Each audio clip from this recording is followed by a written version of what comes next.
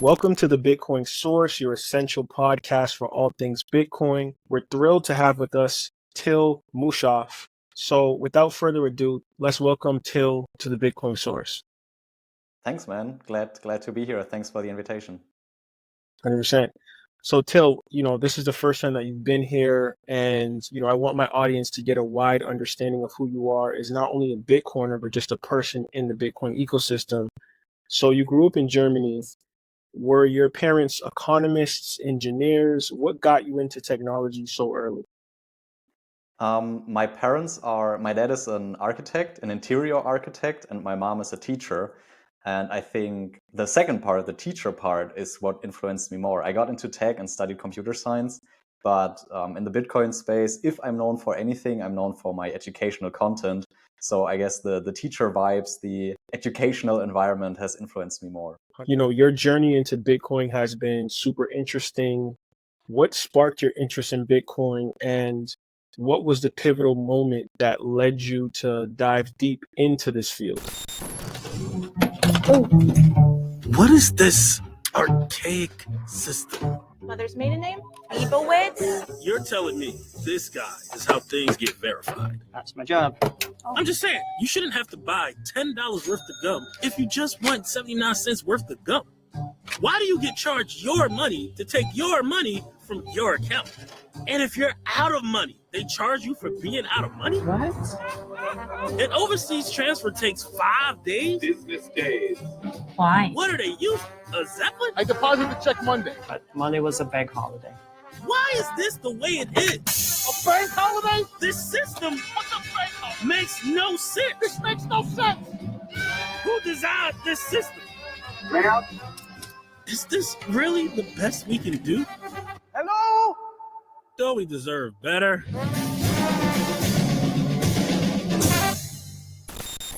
Yeah, it's actually something I'm kind of proud of because usually people need 3, 4, 5 touch points with Bitcoin until they get interested. And for me, it was only one. I heard about Bitcoin in an office chat in 2017, so a few years ago. I heard it mentioned. They were talking about it because we had like a shared office, my startup with another startup, and one of the guys was also like a crypto day trader. And I heard Bitcoin for the first time in this conversation. Went home and kind of started studying it. But I also, of course, like almost all beginners, started by buying a lot of shitcoins as well. So that's the part I'm not so proud of. But yeah, I think it's almost part of the journey for almost everyone.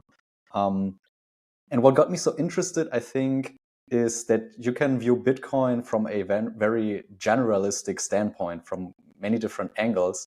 And that is something that I've always done with many things. And I've just been fortunate that what I've learned through my life and through my path fits right in with Bitcoin. Like I said, I studied computer science, so I have the technical background. I'm also an entrepreneur, was already an entrepreneur at that time. So I'm interested in building a business and in everything that goes into that. And I think Bitcoin is something that is very entrepreneurial in general. And I'm also interested in the psychological elements that go into Bitcoin, like FOMO, for example, was super interesting to me because I experienced it myself. And I think that was just what kind of put me in a position to get Bitcoin kind of early without needing many touch points. But then I really got it after I dug in deeper. I think Vijay Boyapati's article, The Bullish Case for Bitcoin, was definitely one of the pivotal things I've read at the time. And then in 2018, I also read the Bitcoin Standard. And after that, there was no going back. I really studied Bitcoin for like the next 3 years, all in basically. And yeah, that was a lot of fun. But since then, I haven't read that much. I'm kind of cemented my view on Bitcoin. And yeah, I think those books and the way I grew up were very beneficial and were the pivotal point of why I got into Bitcoin. Yes, of course, Germans are well known for, being very good with economics and having an understanding of kind of, the first principles of money.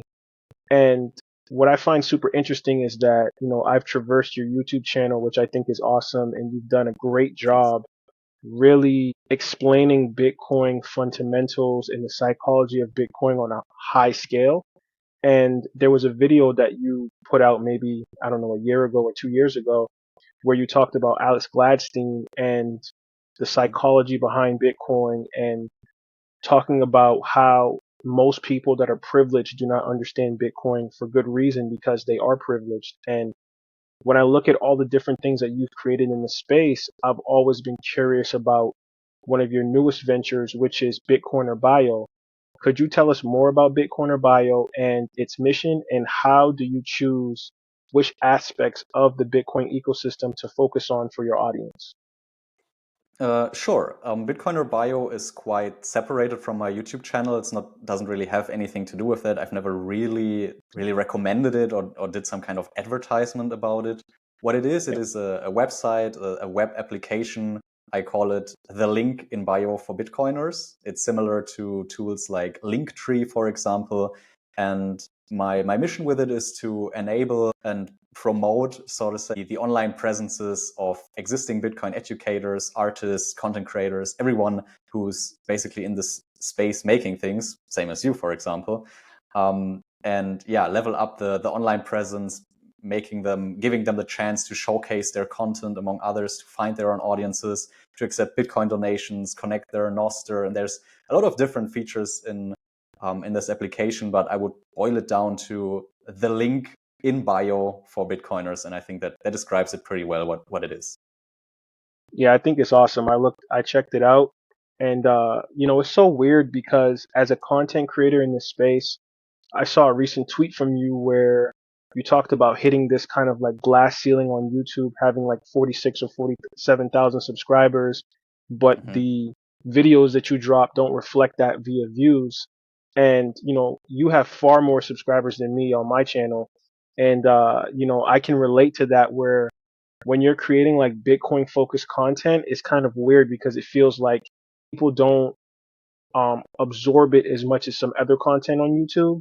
And I've always like lived with the philosophy of, if we build a lexicon of great interviews, great content, great educational insights on how to use the protocol, over time, as Bitcoin becomes more ubiquitous, eventually those videos will gain traction and so many people will start to watch them. So if that's any positivity that I could give you, when I saw that tweet, I was like, yeah, I get what Till's saying.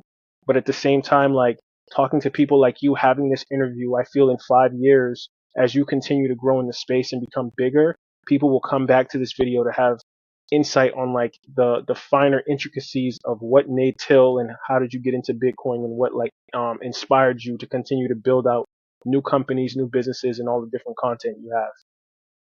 Yeah, I mean, I haven't really done Bitcoin videos for a while now, at least 2 years or so, I would say. I've been doing other stuff like AI content. I'm a software developer myself, so when AI came out, I was really into it and just started using it in all kinds of different ways. I'm also a digital nomad, as I think you have mentioned. I'm not sure. Yeah. So yeah, that was also something I was talking about on my channel. And the real reason for that was that after, I don't know, more than 50 educational videos about Bitcoin, I sort of felt like I said it all. I said everything I want to say about the subject, and it's time to move on for me to other things. But and that's why I got into BitcoinerBio, which is also like an educational project, because I try to move forward Bitcoin education by helping other Bitcoin creators. Because I believe, I mean, I don't do the job anymore, but I believe it's pretty much the most important job that exists in the Bitcoin ecosystem is the people who educate others about Bitcoin. Because those who understand Bitcoin are also the ones that don't sell it, that set the lower price floor, for example. They are the ones who buy the dips and who hold Bitcoin without selling it. And we are at a severe disadvantage, and that's why also maybe your videos don't get that many views yet, is because, yeah, of course, there's new shiny crypto coins all the time, and these people can talk about exploding price charts and stuff like that. The incentives are really skewed in that way. They can promote new crypto coins, they can show the amazing graphs, they can shill their crypto casinos and get revenue shares on that. And yeah, so I believe it's a very important thing to support Bitcoin educators, and thank you. Thanks to you. You're an important part of this ecosystem. Yes, until you talked about being a digital nomad, and I kind of want to peel back the layers a little bit more on that. So your nomadic lifestyle, has influenced your perspective on Bitcoin, and not only on Bitcoin, but its potential impact on global finance. So could you kind of cover your journey as a digital nomad and an indie hacker that you talk about on your channel? Yeah, I would say it's twofold. The first thing is not super positive, I would say. It means that Bitcoin is still very much in its infancy, and you see that everywhere you go. There was not a single place where I went where people were like, yeah, Bitcoin is the most important thing ever. It was not in the mass consciousness of people. Most people don't care about Bitcoin, and that's the same everywhere you go. So there you can see that Bitcoin is still a very early stage, but at the same time, on the other hand, you also see that Bitcoin is very global. I mean, obviously, it's a distributed global currency, digital currency. And so wherever I went, there were always different events, different meetups, and people who are interested in Bitcoin enthusiasts. I went to a meetup in Peru, for example, where I met Joe Nakamoto. I only knew him from Twitter before that, and I met him there in person. We had a nice little chat, became friends, and also made another Peruvian friend there who is super into Bitcoin. So that was awesome, and that's always nice to do. But yeah, in general, Bitcoin, super global, but very early stage, no matter where you go. Yeah, I have to agree. I've been to a few places. I've been to El Salvador. I just recently came back from Lugano, Switzerland, just to see how Bitcoin is being used in a circular economy. And it's just amazing to see, like, when you go to these places, that there's still people there that don't use Bitcoin, have no idea what Bitcoin is. And as a Bitcoiner, I'm like, oh my goodness, you're not using this? Like, this is incredible. I wish, me being in the US, I was like, I wish the US was more open to Bitcoin compared to like Germany or Switzerland or some of these other places. And it's just cool to see people that kind of take the leap and decide to be nomadic people or digital nomads and just, say like, I'm not going to deal with fiat. I'm not going to deal with the traditional job. I'm just going to go out here and try to like figure it out. So I always commend people that do that. So Till, you're definitely one of those people.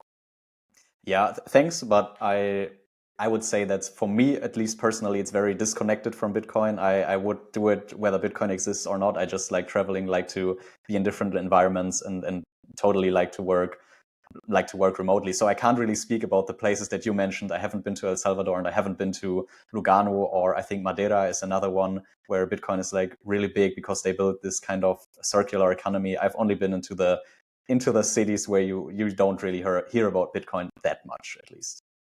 Yeah. And I want to know a little bit more about your perspective on the future of Bitcoin content. You mentioned that you don't do as much Bitcoin content anymore. You felt like you've said everything that was possible to say about Bitcoin. No, So, sorry. I need to interrupt you. I'm not saying I said everything that there is you can say about Bitcoin. I said everything I can say about Bitcoin, or I want to say about Bitcoin. I'm already standing on the shoulders of giants. There are people who know way more, who have done way better stuff and keep doing it. But for me, it's like I've said everything that I can say that I want to say. Big 100%, difference. I get it. I get it. Where do you see the future of Bitcoin content heading? Like, what trends or technologies are you excited about?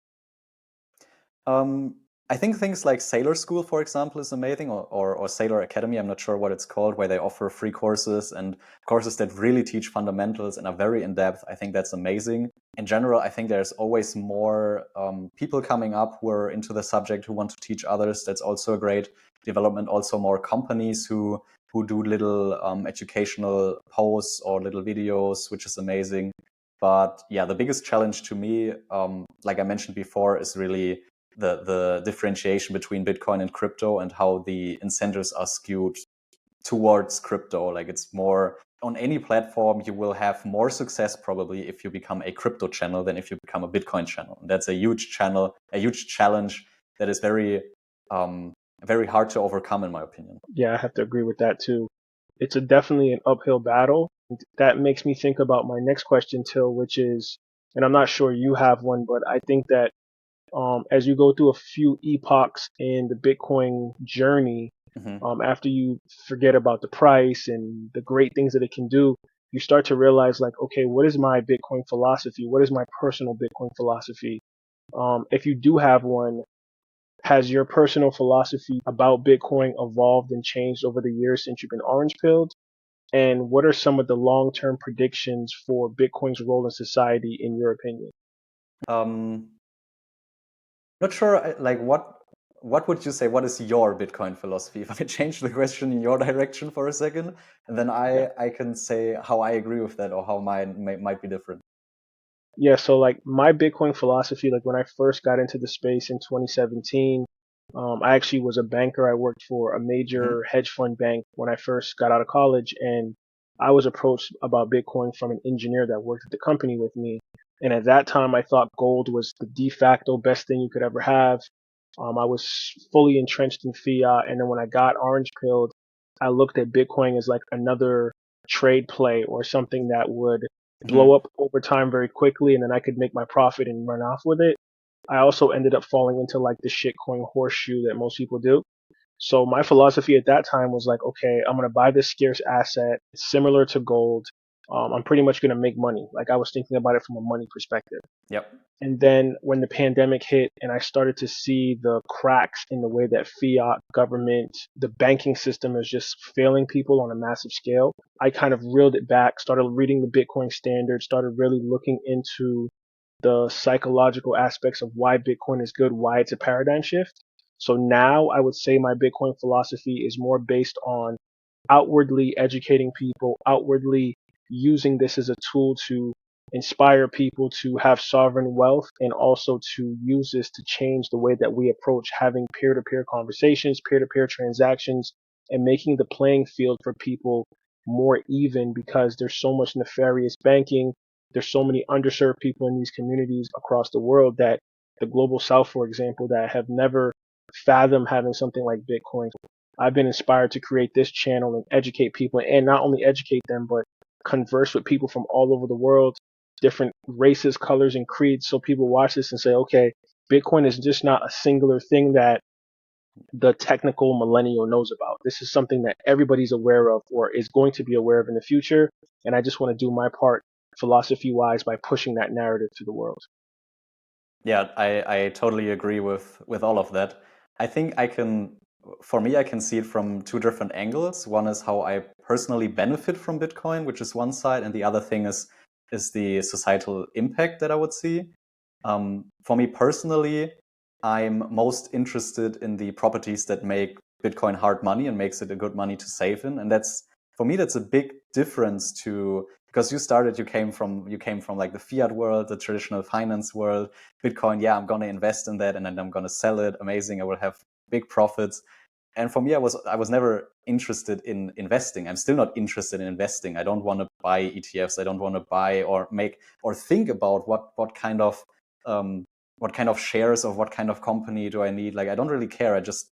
The money that I earn, I want to save the money, and to save money, you need to have something like Bitcoin or gold. And to me, Bitcoin is definitely way superior. So I'm going to save my money into Bitcoin. I'm not investing into Bitcoin. I'm saving my money into Bitcoin. And I think that's a huge difference and simplifies things a lot. You just put aside a little bit of money every week or every month that automatically goes into Bitcoin, and that's it. I'm not gonna need to think about it. I'm not willing to think about it because I don't really care. So I just want to save some money.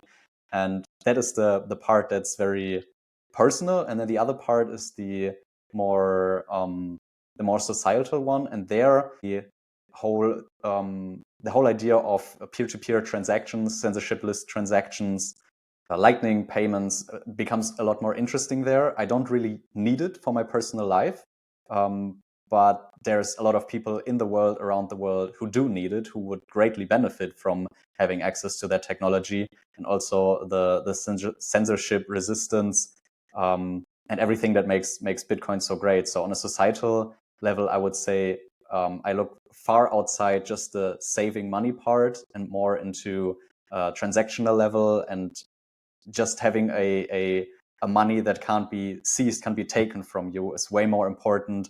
And in states that have way higher inflation, for example, we have high inflation, sure, but there's places who have way higher inflation where Bitcoin could really, really help out.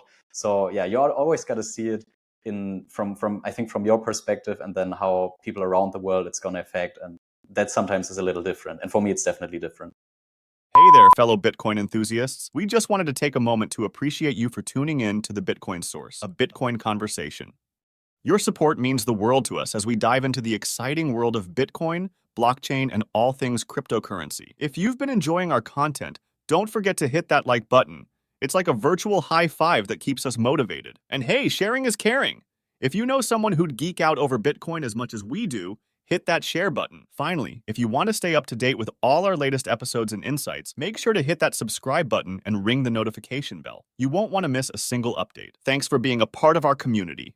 Keep exploring, and remember, the future is decentralized. Now back to the episode. Agreed. And in that same vein, how do you feel about the regulatory landscapes? And you might not because you're not really looking at it from an ETF or an investment perspective, but like what changes or developments would you see or like to see in the regulatory space that could benefit Bitcoin users and investors? I'm from Germany, so I'm from the European Union. The only thing that the European Union does is regulate. So I'm very sick of all the regulations and very tired of it. So my wish would be just less regulation. I actually wrote a very long and in-depth article or open letter towards the Committee of the Markets and Crypto Assets of the European Union, because they had so many wrong ideas about Bitcoin when it comes to energy consumption, for example. And the other one was that Bitcoin is only used by criminals. And these were their foundation where they based their arguments on. So I wrote a very in-depth letter explaining why a Bitcoin ban, that's what they were going for, is a very bad idea. I don't know if anyone ever read that from them. It got kind of popular on Twitter. A lot of people from the Bitcoin space read it, but I don't know if I really reached the people who should read it.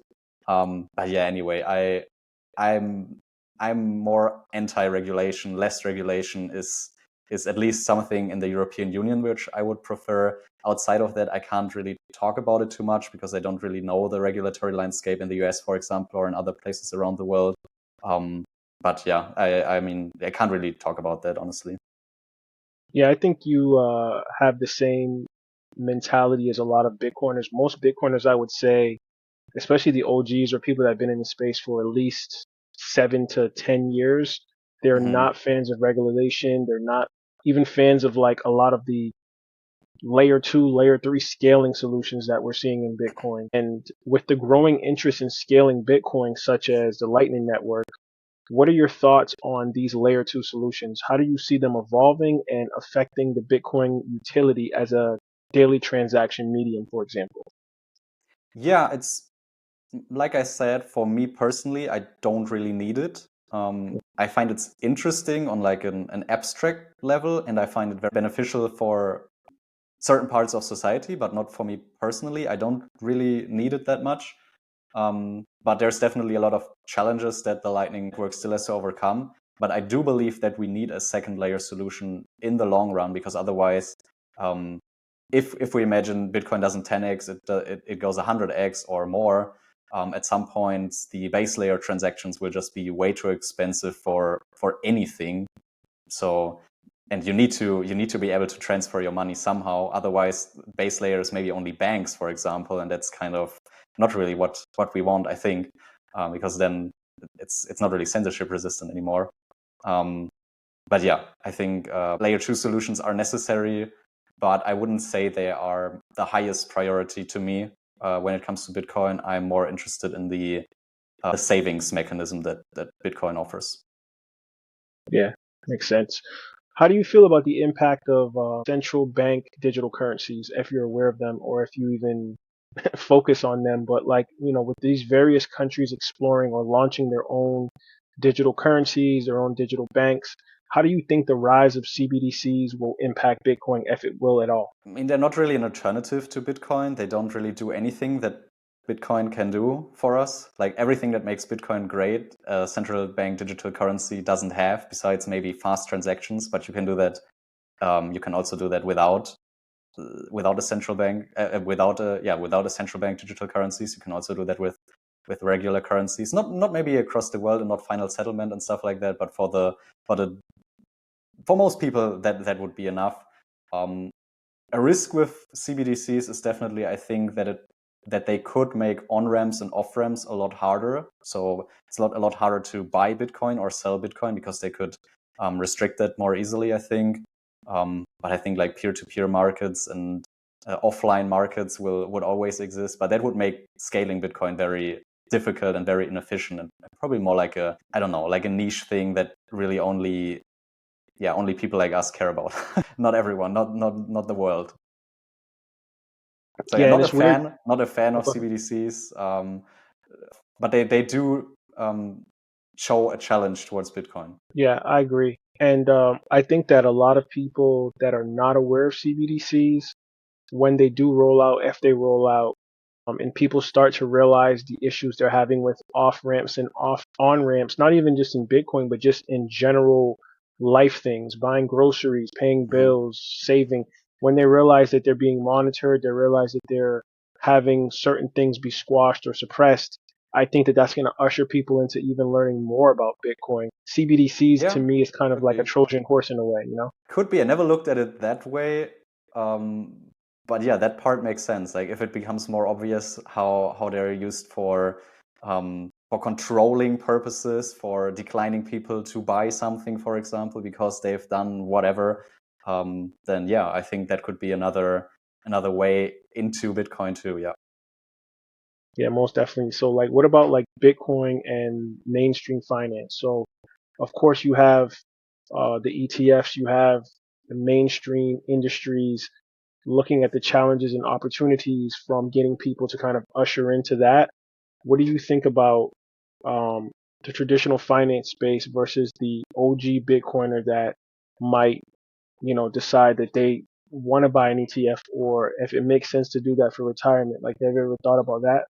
Yeah, for me, that is like my philosophy about Bitcoin is for saving and not an investment. And I want to save money, like super old school. I want to save my money back when it was actually possible.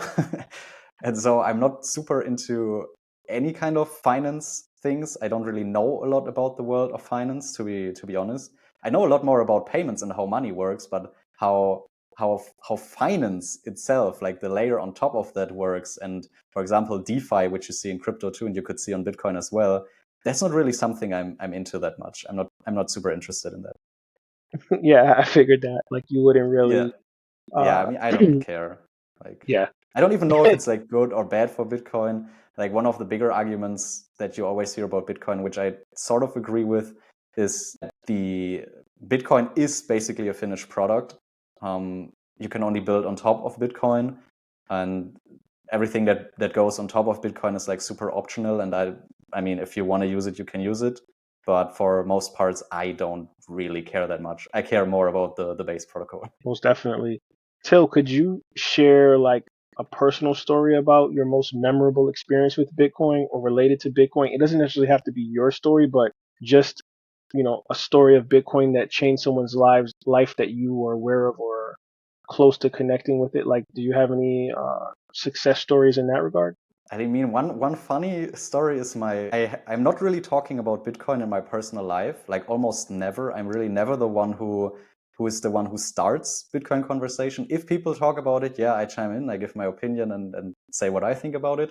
But I'm not really the person in the family who tries to orange pill everyone. Like, I know these people exist and a lot of Bitcoiners are like that, but I don't know. I'm not really the type to do that. I'm more, maybe if they are interested, I more guide them towards what I would suggest they read or watch, like the educational material, instead of me personally changing their minds.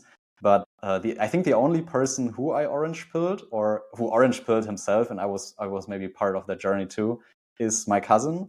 And he did like a real stacker move, which is he bought a car a few years ago and then sold his car and bought a shittier car to buy Bitcoin instead. And that was like, hell yeah. That's like more minimalistic lifestyle. Get rid of his cool car and instead got Bitcoin. And I thought it was pretty awesome, pretty cool story. And also what is currently happening is my girlfriend is from Peru, and we haven't really talked about Bitcoin that much, like a little bit here and there. That was actually something I tweeted recently, was I tried to explain Bitcoin is time to her, a famous article by Gigi, in broken Spanish to a person who knows almost nothing about Bitcoin. And that was like, I never failed that hard in my life. But now she's getting more into it. She's getting more interested. She recently watched a short documentary about Bitcoin in Peru. There's this organization called Motive who are going into smaller communities and basically building little circular economies. And that is a movie a friend of mine made, and she watched this and was fascinated how this is possible, because that's in the selva. I only know the Spanish word right now. In the forest, like in the rainforest of Peru, where the people there, they don't have like ATMs, at least not in this super small village, but they do have the technology to use Bitcoin. They have the internet connection to use their Bitcoin wallets to do transactions between each other. And I thought that was like very awesome to see how the people get educated there, and how my girlfriend also finds some kind of inspiration in that, and now is more interested into exploring the subject more. Yeah, that's awesome. And one would think that Peru, I'm assuming that there's quite a few Bitcoiners in Peru and Argentina and some of those other South American countries. It's just interesting to see that there's people that don't really discuss Bitcoin, or they're not really entrenched in it the way that Europeans or Americans or Canadians are. And I've always wondered why that is. I don't know if it's just because they're focused on other things, or there's just more things going on where they don't have the leisure time to think about money or to think about how to save money, because inflation's always been so high. There's always been massive corruption, or like I've always thought about that concept of like, why aren't more people thinking about Bitcoin? I don't know, like maybe not enough touch points, not really connected to it that much. I also don't really know how you would be globally. Like, this country has this kind of Bitcoin adoption, that country has that kind of adoption. Like, where would which country rank? I'm not really sure about that. I think Germany is doing quite good, especially because we have so many meetups. We have like a super strong meetup culture, with 21 leading the way, and also a lot of people are running full nodes and lightning nodes in Germany. I think we're actually number one, maybe behind the States. Currently, I'm not sure, but it switched. Sometimes the States, sometimes it's Germany. So that's really amazing to see. But that still doesn't really change the fact that you can't go into a supermarket and buy stuff with Bitcoin. Like, there's almost no places in Germany where you can buy things with Bitcoin. But at least the part where people get interested in the savings vehicle that Bitcoin is, that part is growing strongly in Germany, I would say. And I would say around the world too. Slowly, but strongly at the same time. I don't know if that makes sense. Yeah, I can agree with that. And what do you think are some of the biggest misconceptions people have about Bitcoin? Does your content or some of the things you put on Twitter, do you address any of these misconceptions? Sure. I think some of the big, like there's typical ones, like the energy consumption is a big one. Like the whole idea of how Bitcoin consumes energy is by many people so misunderstood. They still think it scales with the amount of transactions and stuff like that. But that's also because some concepts in Bitcoin are very difficult to explain. Bitcoin mining is one of them. I once wrote an article where I explained it in 3 different levels, and getting more and more technical at each level. And even level 1 is already kind of difficult, honestly. Like, if someone told me right now, explain to me how mining works, I could not do it. I would need to collect my thoughts, write it down. And then, I know how mining works, but it's very difficult to explain to someone in the grander scheme of things. Like, what does it really do for Bitcoin? Why is it necessary? All these different things. Like, Bitcoin is so complex and so big, and that's why there are so many misconceptions about it. Like, can it be hacked? Can't governments just seize it anyway? There's a lot of them. 100%. I think that kind of accumulates our conversation today, Till. But I do want to say that, you being a content creator, you being a nomad, there's going to be a lot of people in my audience that are inspired by your story, and that they will find that, they're not alone. Like, there's a lot of people that are nomads, or people that are really just looking at Bitcoin from a savings aspect, and they think like, I'm the only guy or girl doing this, right? Everybody's number go up. So I found it very insightful and inviting to have this conversation with you today. Thank you. It was a lot of fun. I haven't talked about Bitcoin in a long while, honestly. I've been a bit in a sleep tank when it comes to Bitcoin for maybe like a year or two, because I've consumed so much the years before that. So this was interesting. Yes, and Till, before you go, could you give people your social media, Bitcoin, BitcoinerBio, any of your, projects that you're doing, shout those out so people can find ways to connect with you and support. Yeah, BitcoinerBio is the page that would be amazing if you check it out. It's free to create your bio. You can also find other Bitcoiners on there. There's like a section where you can find other Bitcoiners. They also have different tags. Like some of them are more traders, some of them are more interested in the mining part or in the economics, whatever. There's also like a feed where you can encounter Bitcoin only content. So it's video content that is only done by Bitcoiners. You don't need your YouTube feed with all the crypto bros.